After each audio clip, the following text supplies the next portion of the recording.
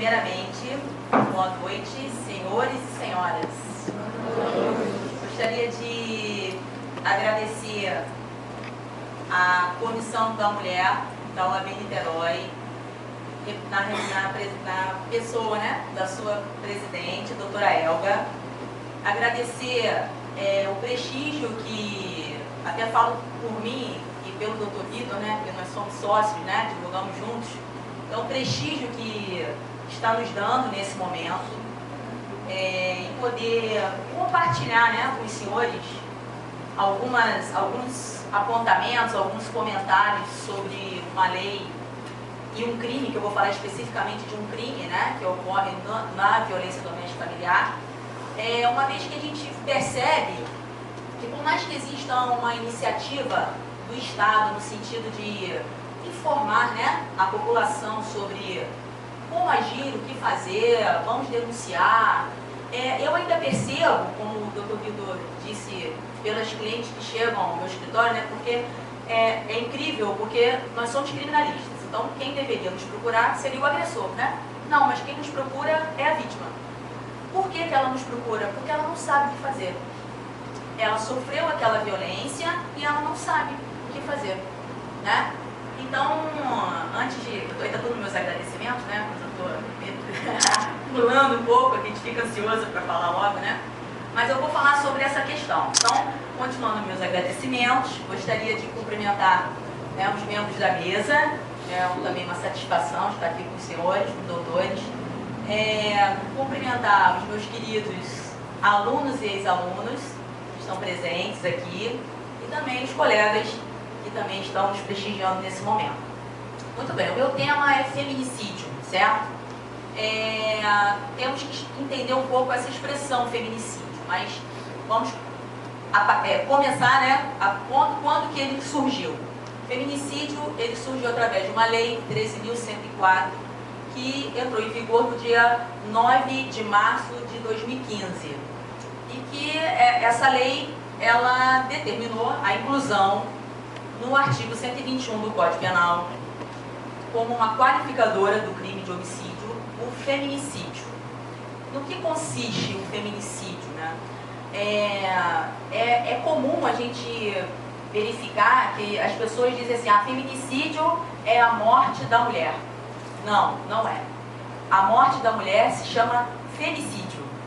O feminicídio trazido pela lei 13.104, ele determina o seguinte, é a morte da mulher no que consiste o sexo feminino, ou seja, em razão do gênero. E a gente vai entender como que se conceitua a mulher, o gênero mulher nessa questão. Pois bem, a Lei Maria da Penha, no seu artigo 7º, como o doutor Vitor disse, não é uma lei que determina crime, né? Mas no seu artigo 7º, ela vem trazendo quais são as formas de violência contra a mulher. E uma delas, obviamente, é a violência contra a vida. Então, o feminicídio, ele trata justamente da violência contra a vida da mulher. A Lei Maria da Penha também, mal interpretada no decorrer, né, desde a sua vigência até hoje, discute-se, não, mas por que é a mulher, fere o princípio da isonomia? Eu também poderia considerar como a proteção da Maria da Penha, também as pessoas que não são mulheres, né, em razão do gênero, mas, enfim, vamos falar da questão dos transexuais, né? Como que ficaria essa questão? Tem vários entendimentos, tá?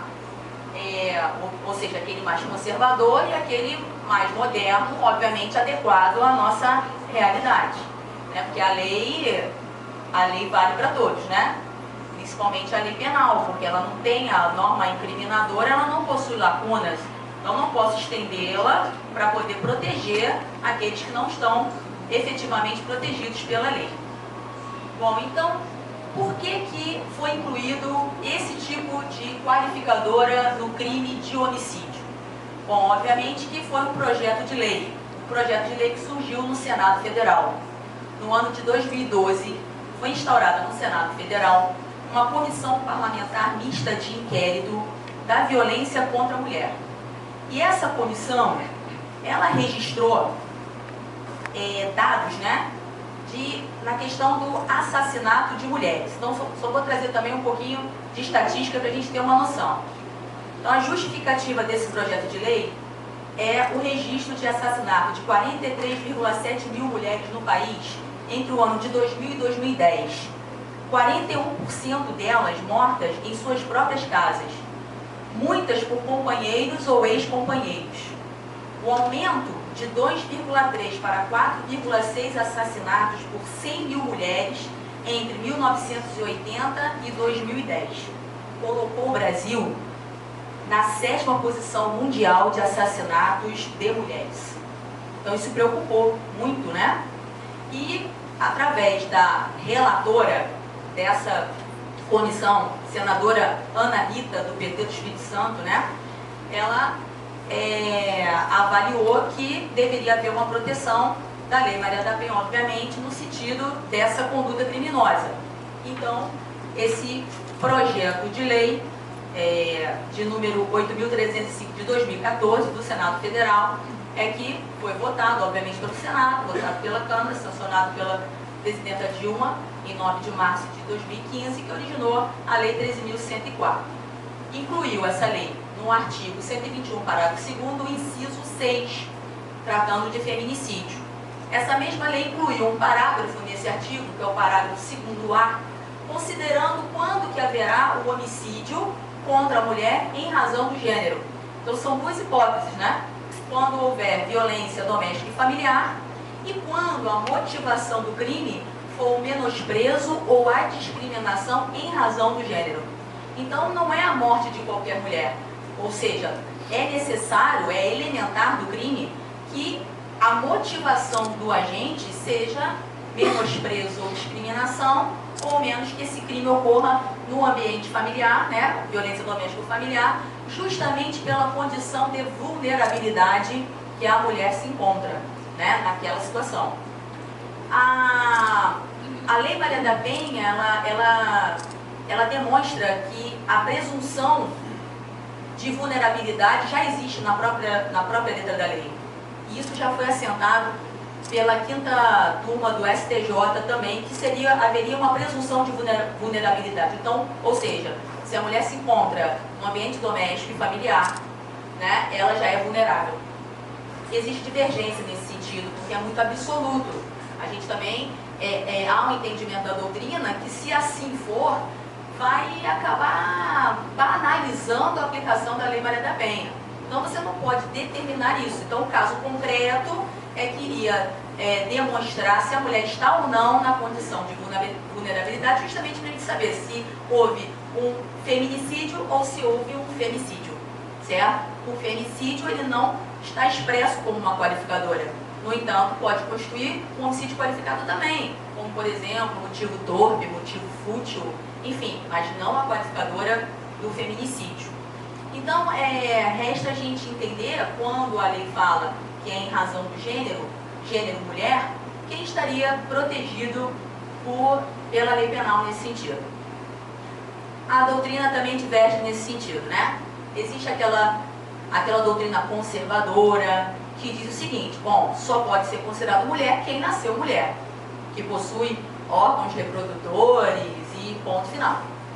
Uma doutrina mais moderna, eu estou simplificando, que existem várias, tá? Só estou falando assim daqui, domina, que é até defendida por um doutrinador famoso chamado Rogério Greco, né? E nós não podemos entender que seria só a mulher. A mulher que eu digo que nasceu mulher. Poderia também estar protegido por essa lei os transexuais. Ou seja, transexuais, aqueles que fizeram a mudança de sexo, ou seja, há uma dicotomia aí, né, na relação do gênero, certo? No entanto, a gente sabe que o conceito que deve ser utilizado é o conceito jurídico, ou seja, o transexual, mulher, que obviamente modificou a sua personalidade, né, no sentido de registro civil na condição de mulher, obviamente está protegido também pela lei penal por essa qualificadora do feminicídio. Ou seja, esse é o entendimento, digamos assim, que domina atualmente. A gente não pode esquecer que se a lei de 2015, ela nasceu ontem, né? Para o direito, um ano não é nada. A gente ainda não estamos trabalhando ainda na seara das teorias. A gente gente tem que verificar como isso vai ser aplicado aos casos concretos para a gente poder ter mais ainda uma noção de, né, qual foi o benefício que está sendo trazido para a nossa sociedade. Mas o fundamento maior é a questão da desigualdade de gênero. Então, quando se fala assim, está ferindo o princípio da isonomia porque se protege apenas a mulher e o homem, né, como ficaria protegido? Bom, é histórico, né, que a mulher sempre sofreu não só preconceito, discriminação, submissão, né, sempre sofremos na sociedade, seja dentro de casa ou fora dela, né? Então sempre existiu isso. Então a gente sabe que o princípio da isonomia, tratar os iguais de forma igual e os desiguais de forma desigual. Então não haveria ferimento ao princípio da isonomia nesse sentido. Então, digamos assim, ninguém concorda com essa tese, tá, de ferimento aí ao princípio da isonomia. Quando a lei fala em menosprezo ou discriminação à condição de mulher, a gente tem que entender o que é menosprezo. O menosprezo seria o ódio, a repulsa, ou seja, o sujeito vai matar a mulher simplesmente porque ele não gosta da mulher, não gosta, ele tem repulsa, ódio por ela, então já é uma motivação. E a discriminação é qualquer uma, obviamente, né, que existe, tá? Temos também essa lei também introduziu uma causa de aumento de pena no artigo também 121, no parágrafo 7º. E o parágrafo 7º ele diz que a pena do feminicídio ela irá aumentar de 1/3 até a metade se o crime for praticado durante a gestação ou nos 3 primeiros ou nos 3 meses posteriores ao parto. Aqui entra aquela discussão, né? Quem lembra das aulas de penal, né? Em que momento começa o parto? Né? Tem aquelas teorias, né? Em que momento começa o parto, né? Então, o que prevalece, o entendimento que prevalece é que o parto começa no parto natural, né? No momento em que a mulher tiver as contrações, que é o momento da dilação do colo do útero, né? Então seria esse o momento. Aí se não foi o parto natural, se o parto foi uma cesariana ou aquele parto induzido, né? Então entende também a doutrina moderna, até quem fala muito isso é o Luiz Regis Prado, que eu vou considerar o momento do parto, o momento em que, se for a cesariana, no momento em que é feita a incisão, né? E se for aquele parto induzido, também quando ele se concluir, seja pelo parto normal, seja pelo parto cesariano. Então esse seria o momento do parto. Então eu poderia, a partir desse momento, contar esses 3 meses aí que a lei determina. O inciso 2, ele fala que o crime, a pena também vai aumentar se o crime for praticado contra a pessoa menor de 14 anos ou maior de 60 anos ou com deficiência. Obviamente que não é pessoa, é a mulher. Eu estou falando de vítima mulher. E esse inciso, ele confronta o artigo 4º do próprio artigo 121, que traz um aumento de pena de 1/3 se a vítima no crime, no homicídio doloso, né? Se a vítima do homicídio for pessoa menor de 14 anos ou maior de 60 anos. Então, o que eu devo usar? A lei especial. Então, se eu estou falando de feminicídio, obviamente, se a vítima for mulher e o crime foi feminicídio, eu vou usar o parágrafo 7º, inciso 2, obviamente, que até eu posso aumentar mais a pena nesse sentido. E a questão da deficiência, a gente vai ter que utilizar a lei, que é a lei 3.298 de 99, que determina, né, qual é a proteção dada à pessoa com deficiência. Então, tem deficiência física, visual, enfim. Então, a lei, ela é bem clara nesse sentido. E temos outro inciso que trata do aumento de pena se o crime de feminicídio for praticado na presença de descendente ou de ascendente da vítima. Aí gera uma questão interessante na doutrina, né? Uma discussão. Como assim presente? A pessoa tem que estar no local, então só vai haver essa essa causa de aumento se o familiar estiver presente, né? Não, o entendimento é o seguinte: não precisa necessariamente estar presente fisicamente, também pode estar presente virtualmente. Então, não sei, através de Skype ou telefone, né? Se isso acontecer, eu posso aumentar a pena. Agora, a grande questão é, se o agressor, ou melhor, o agente, ele não souber, dessa presença desse familiar, aumenta a pena? Não, não aumenta. Ele tem que ter o conhecimento, né? Senão cadê o dolo dele? Não vai existir. Então só vai haver esse aumento de pena justamente se o agente ele tiver conhecimento da presença desse familiar. Então, assim, em poucas palavras, o crime de feminicídio ele consiste nessa conduta considerada um crime gravíssimo, porque a pena, se ele é qualificado, a pena é de reclusão de 12 a 30 anos. E ainda, essa Lei 13.104 de 2015, obviamente, teve que alterar a Lei 8.072 de 90, que é a Lei dos Crimes Hediondos.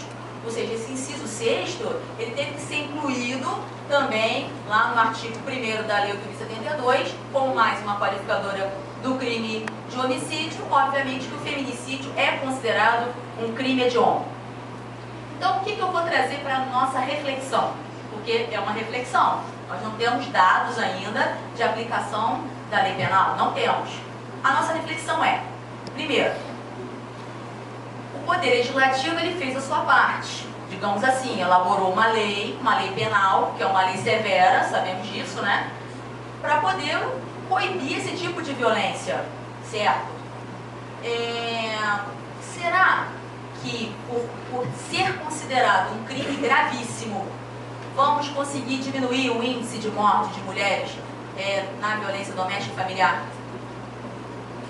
Será que por conta de ter sido considerado um crime gravíssimo, vamos conseguir essa diminuição?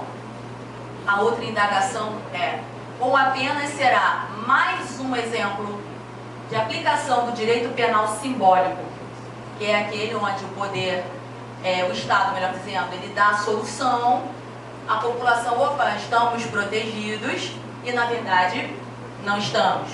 Ou na verdade o que necessitamos antes de uma norma penal incriminadora seria políticas públicas no sentido de combate à violência doméstica e familiar em respeito ao direito penal mínimo.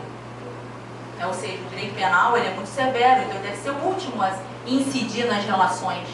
Então temos duas reflexões que nós só vamos poder responder, né, a partir do momento que tivermos dados concretos sobre isso. E voltando ao que eu estava falando, para também não correr o risco de morrer também, né, através, conforme o doutor Vitor falou aí, né, como eu estava, nos meus cumprimentos eu acabei levando para outro caminho, né, quando eu disse que quem nos procura, na maior parte das vezes, é a vítima da violência doméstica. O que acontece, né? Então, a informação é, bom, se você foi agredida, denuncie, né? Você diz que é 180 e, se você não for até uma repartição policial em qualquer lugar, para você poder tomar conhecimento. Acontece que a mulher ela acha que quando ela vai até uma repartição policial, por falta de informação, né? Ela já está protegida pela Lei Maria da Penha. Então, a partir do momento que ela faz o registro, ela acha que ela já está protegida. Não é, veja, a informação é dada, mas eu acho que ela tinha que ser dada de forma mais clara, de forma mais objetiva, para alcançar toda e qualquer pessoa, né? Então, mas não é isso que acontece. Quando ela faz um registro, obviamente que a autoridade policial, né, que atendê-la vai requerer ao juiz medidas protetivas, né, e essas medidas ainda têm que ser concedidas a ela. E mais, essa medida não é eterna, ela tem um prazo, né? Então, dependendo, ela tem que ser prorrogada.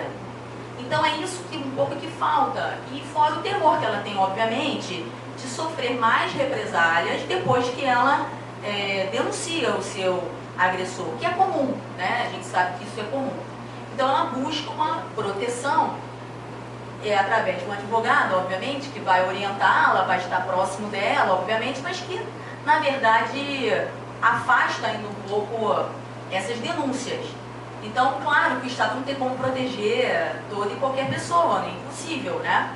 Mas talvez um pouco de, né, ao invés de lei, né, de prisão, de polícia, a gente tivesse outros meios para poder solucionar esse problema. Então, muito obrigada a todos e uma boa noite.